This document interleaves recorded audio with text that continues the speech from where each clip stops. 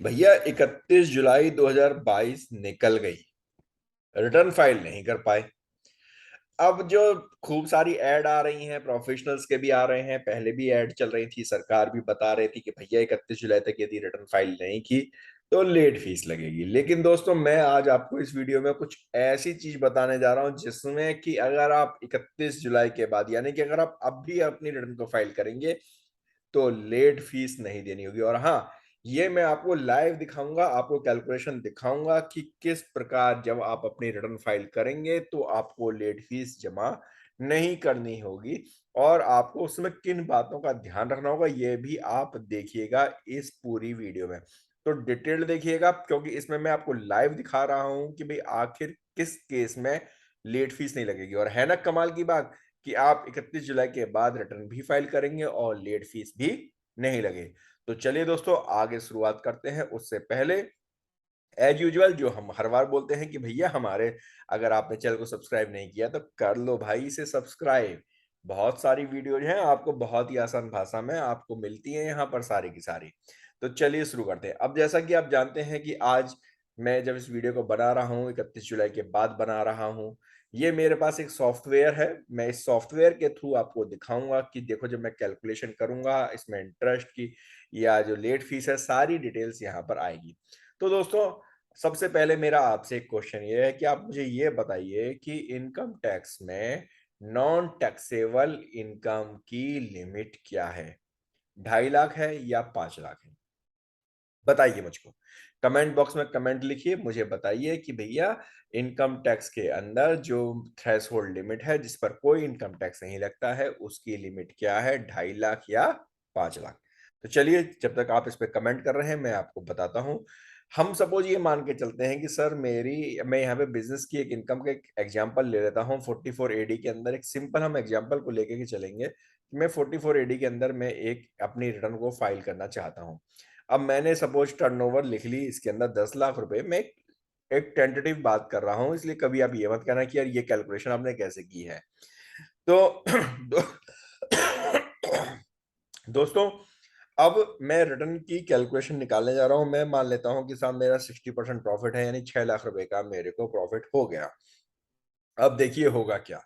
मैंने जैसे ही अपनी रिटर्न भरी 6 लाख रुपए की, तो क्या हुआ, 6 लाख रुपए पर सपोज मैंने अपना कोई 1.5 लाख रुपए का डिडक्शन भी ले रखा है, तो मेरे को जो टैक्स तो मेरा चूंकि लगेगा नहीं। 4.5 लाख रुपए की मेरी टोटल इनकम हो रही है, लेकिन आप यहाँ पर देखिए मेरे को इंटरेस्ट और लेट फीस पे करनी पड़ रही है।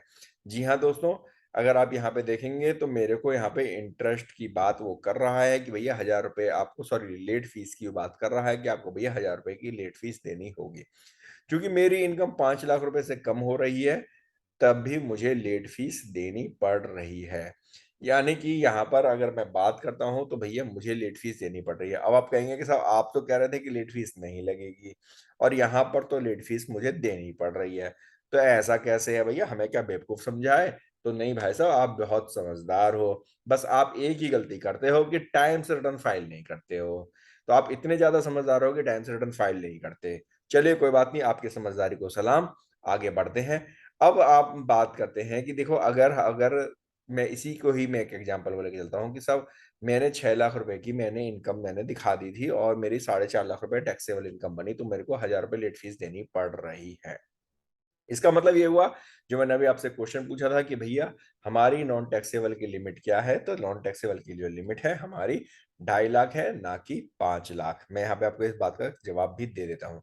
अब अगली बात कर लेते हैं कि सपोज मैं इस बिजनेस इनकम में मैं फिर से जाता हूँ और मैं यहाँ जा करके मैं अब क्या करता हूँ कि सब मैं इस इनकम को 6 लाख रुपए से घटा करके, अब कोई बंदा मुझसे भी एक कमेंट बॉक्स में कमेंट आया है कि वो कहता है कि भैया 2.5 लाख रुपए से कम पर लगाऊंगा, अगर मेरी नेट इनकम यदि मेरी 2.5 लाख रुपए की होगी, तो 2.5 लाख से कम की होगी तो मुझे लेट फीस नहीं देनी होगी। तो चलो जरा ये भी चेक कर लेते हैं कि मैंने 1.5 लाख रुपए की एटीसी की मार रखी, डिडक्शन शो कर रखी है।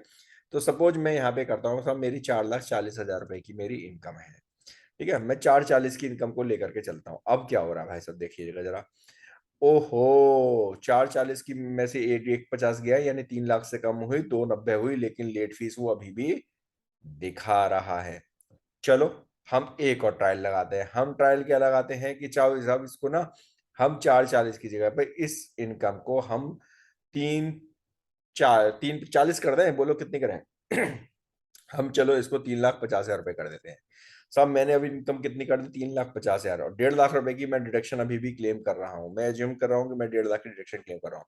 मेरी नेट इनकम कितनी आ रही है भाई साहब? अब 2 लाख रुपए की, लेकिन लेट फीस ले रहा है। ओ तेरी, यानी कि मेरी इनकम 2.5 लाख से भी कम हो गई तब भी लेट फीस लगेगी? भैया बिल्कुल लग रही है। तब अब क्वेश्चन आया कि भाई आखिर लेट फीस कब नहीं लगेगी? तो भाई साहब ठहरो, अब मैं आपको बताता हूँ लेट फीस कब नहीं लगेगी। देखो भाई साहब, ऐसा है कि जैसा अभी हमने डिस्कस भी किया कि जो हमारी जो मिनिमम जो लिमिट है जिस नॉन टैक्सेबल इनकम की, वो है 2.5 लाख रुपए की। 2.5 लाख रुपए तक की इनकम पर हमें कोई टैक्स नहीं देना होता। 5 लाख तक के केस में क्या होता है कि हमें रिबेट मिल जाती है 87A के अंदर। अब यहाँ पर चूंकि मेरी इनकम है 3.5 लाख की, टैक्स तो मेरा नहीं बन रहा है, लेकिन लेट फीस वो मांग रहा है। अब मैं क्या करता हूँ कि साहब मैं अपनी सपोज मैं बिजनेस इनकम को 3.5 लाख रुपए से घटा करके 3.5 लाख रुपए से घटा करके कितनी करता हूँ? सपोज मैं इसे 2,40,000 रुपए कर देता हूँ। अब देखते हैं क्या होगा। 2,40,000 की मैंने इनकम कर दी। ओ भाई, ले इंटरेस्ट गायब। क्या बात है भाई साहब, दिखाई दे रहा है आपको? इंटरेस्ट मेरा बिल्कुल सही पहचाना आपने मेरा साहब। इंटरेस्ट मेरी, सॉरी, लेट फीस मेरी गायब हो गई, यानी कि मेरे को लेट फीस नहीं देनी है। आप कहोगे साहब ये तो कुल 90,000 रुपए की इनकम, क्या मुझे 90,000 रुपए की इनकम दिखानी होगी? देखो भाई साहब, अभी जब हमने 350 की थी, 1.5 लाख का छूट लेकर के हमारी टोटल इनकम बढ़ रही थी 2 लाख रुपए, फिर भी हमारा 1,000 रुपए की लेट फीस जा रही थी।